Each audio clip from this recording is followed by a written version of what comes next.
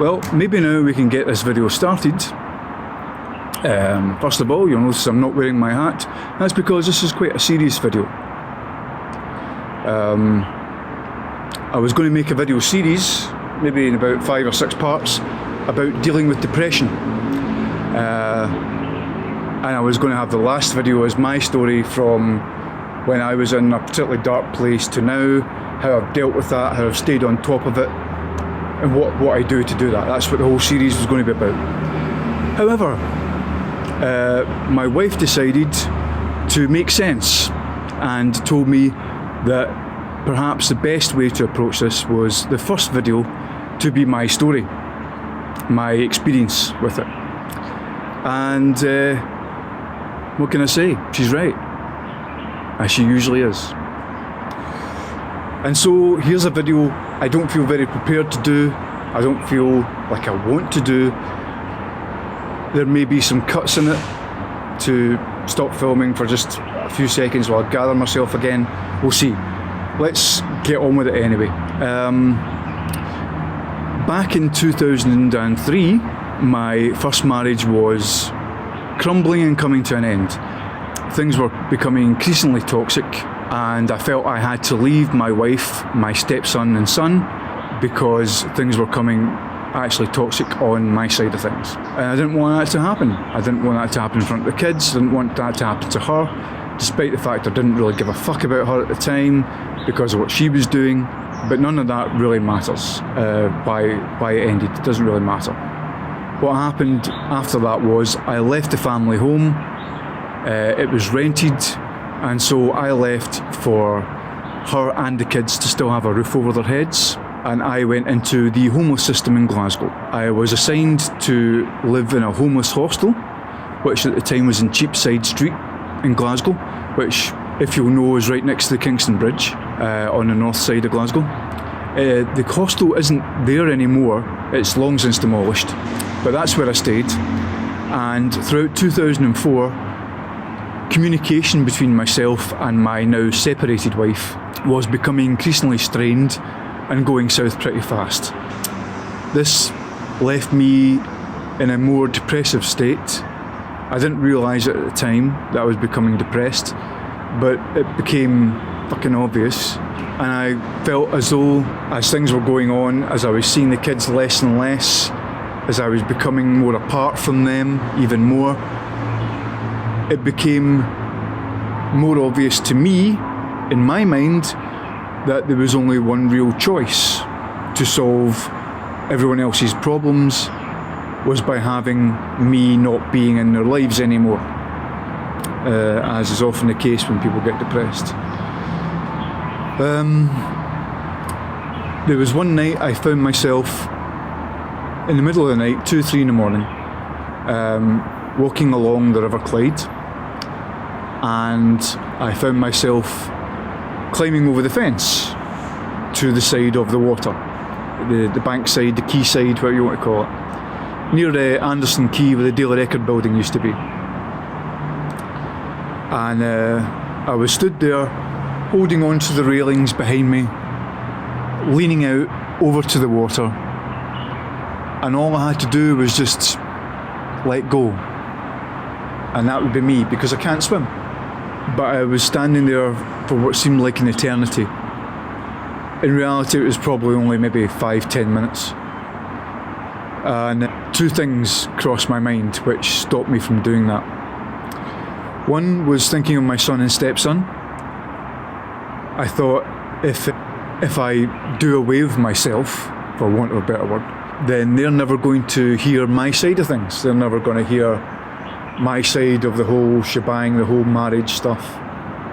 They're always going to be only having access to their mum's side of things, and I knew even then at that point that their mum was, for want of a better word, spinning things to suit her point of view. I don't want to say anything else on that in case there's any future legal action, we'll see. But I mean, both kids are over 18 now anyway, but still, there's always something, and I don't want to mention too much, I don't want to go too much into that. But there was the thought of them not knowing my side of things, and also about 2 or 3 days prior to that, in the lobby of the hostel, there was a poster put up by the local police to try to identify a body that they had pulled from the Clyde. Now, because this man had no identification on him, clearly, the photo itself was post-mortem. It was of a gentleman on a slab at a mortuary, and he was looking very pale and bloated, I don't know, slimy looking skin.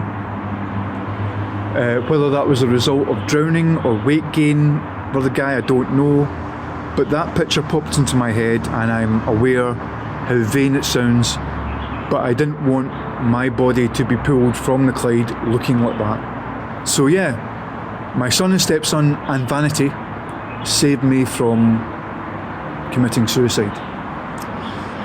So I climbed back over the fence to the safer side, and crossed the road to the hostel. And the next day, and the next few days, I got myself a ream of printer paper, quite cheap, couple of £2, and I just started to sit and write. And for the first 2 nights, it was like stream of consciousness writing. It was just random, absolute bullshit, basically. Just writing and writing and writing, both sides of the paper, writing, right, that one's done, next, writing, turn over, writing, next. I did that for weeks. By night 3, things had started to coalesce, things had started to come together more coherently. And so I started writing more focused about my marriage, why it had gone wrong, why it ended, my part in it, my spouse's part in it, and it started to decloud my mind, and it helped. There'll be more of that in the coming videos though, because the coming videos were meant to be relating my experience, how I got back from that dark place and into a better state of mind where I can keep on top of depressive thoughts, thoughts of despair and all that. Now, I'm not saying I've beaten depression, I would never claim that. I'm not saying that depression can be beaten, I'm not saying you can do it too. I'm only saying that these videos form my experience. And if you happen to gain something from that, then that's great. But please don't think that these are in any way instructional or medicinal. I am not a doctor, I am not qualified. Please don't. If you suffer something wrong from these videos, please don't blame me for it. This is not my intention, okay? But if someone somewhere in the world does actually receive some kind of benefit from this, then that's great. It may not work for you, okay? Please don't view these videos as an answer to your problems. Different people have different reactions to different ways of coming out of that, and it might not be best for you. If you have thoughts of suicide or despair, please, I urge you to seek help where you are. I'll try and put various organisations in the descriptions for this and the coming videos, so you can hopefully find somewhere near you. If you don't find somewhere near you, please comment in the comments down below on YouTube, and I'll try and look up something for you and include that in the next one, okay? I just hope that in light of what's recently happened with the YouTuber Etika and him taking his own life, I hope that these videos do something positive for someone somewhere, that they don't go down the same route. Suicide is never a solution.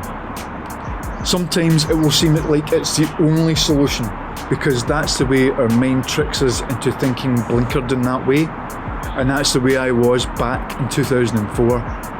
But here I am 15 years later, and I am claiming that I am on top of things in a lot better way. I manage it. Now, I'm not saying I'm perfect. There are days where sometimes it creeps back into frame, and I know I can see that it's doing that, and I can combat it. I can take steps to push it back down again. that's what I hope to try and go into in these next few videos. And if these videos help you, that's great. If they don't, I'm sorry about that. Your answer can't be found here. You have to find your own path, and maybe it includes professional help. I don't know. I don't know all your foibles, okay? I don't know your particular situation. Maybe you'll put your situation in the comments below. Maybe I can try and help in the next video that way by going back to what you specifically say. But for the time being, I'm making these vague and general in the hope that someone finds something out of them. And with that, I'm going to end this video here, and next week we'll talk about what triggers depression in people. Okay? Until then, bye for now.